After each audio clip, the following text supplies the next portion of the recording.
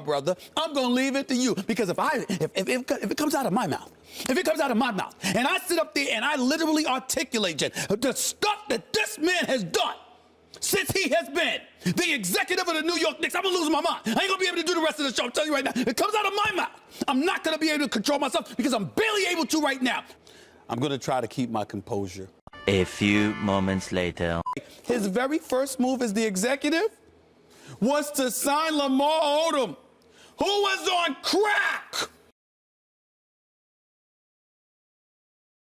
Phil or Lamar?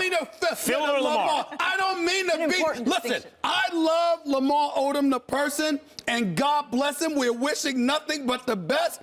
But metaphorically speaking, he saw his first move as the executive of the New York Knicks was to sign Lamar Odom, who was on crack. You know what? I was not. And the reason why I was not is because I knew that if the New York Knicks picked him, it would irritate me.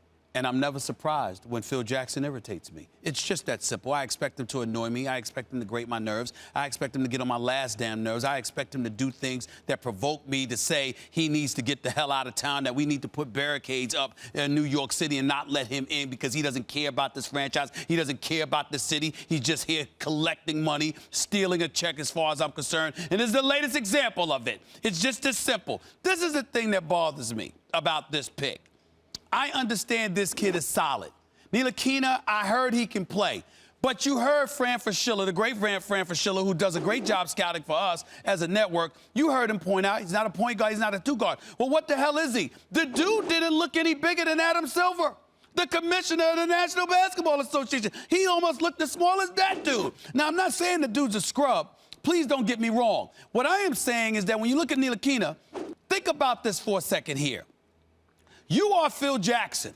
You got Porzingis, Latvia, Ntilikina now, France, and Lord knows where Willie Hernan Gomez is from. I understand New York's a gorgeous mosaic, but my God, when you look at who he passed up along the way, can we look at this?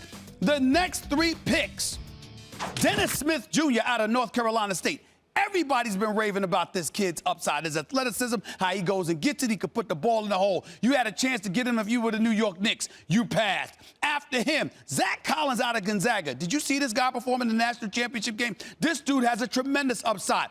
That would have been a nice pick. No, you let him end up in Portland. And then at number 11, Michael Jordan and the Hornets, who had a good draft, by the way, Malik Monk. Ever heard of that dude? Yes. That brother could play. Did you draft him out of Kentucky? No, you didn't. Because Phil wants us to believe that Phil has scouted some dude from France thoroughly enough to know what the hell he brings when it's a task getting Phil to travel on a road trip to Cleveland, for crying out loud. But you scouting some dude in France. Give me a break. This is listen, I'm not knocking the kid's skill.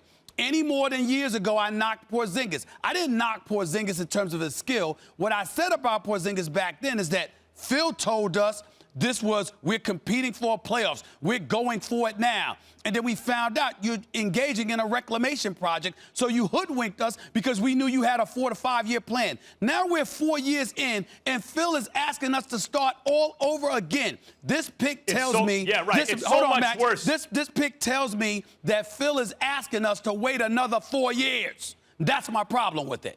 Yeah. It's so much worse even than that. But you start to think about the fact that he took over a team that 2 years previous, Phil Jackson had 54 wins, then 37 wins.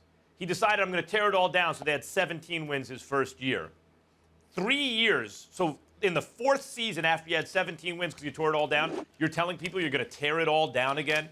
You have no right to do that. You have such nerve to do that. And the reason he likes this pick, Stephen A., instead of Malik Monk, who has much more upside, is because Phil Jackson's insisting on running all decisions through the triangle metric.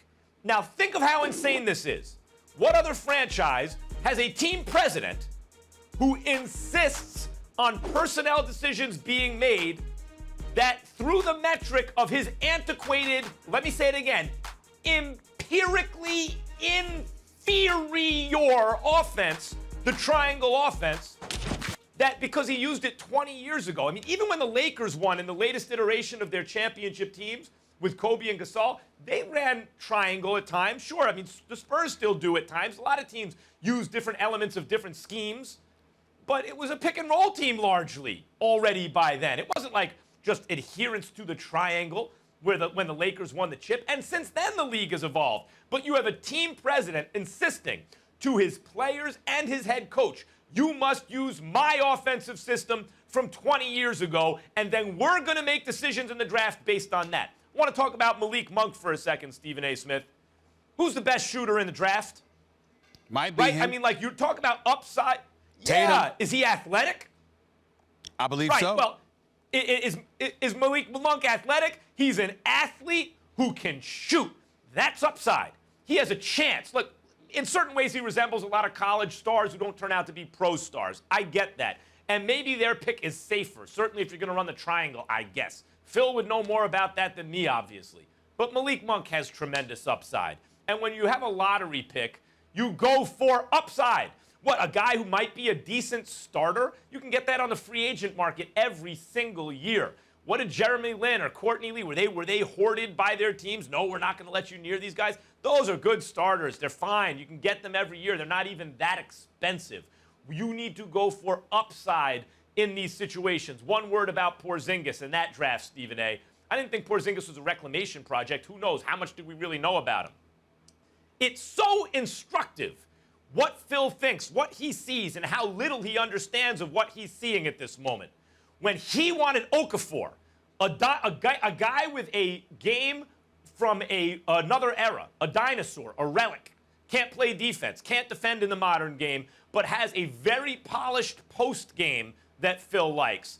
And he preferred Okafor and thought that would bring, he was more ready to play than Porzingis, who your guy, Stephen A., Gaines Jr., said, no, that's the guy. I'm actually watching these workouts. That's the guy. So whether he wanted to win now or in the future, 100 times out of 100, he should have preferred Porzingis to Okafor. But since he's thinking triangle, triangle, triangle, he makes stupid decisions. And so, or at least in this case, he deserves credit. He'd given enough authority to his people and accepted their advice that he was saved from his own stupid opinion. So I'm at my wit's end with Phil Jackson. I don't know what else to say.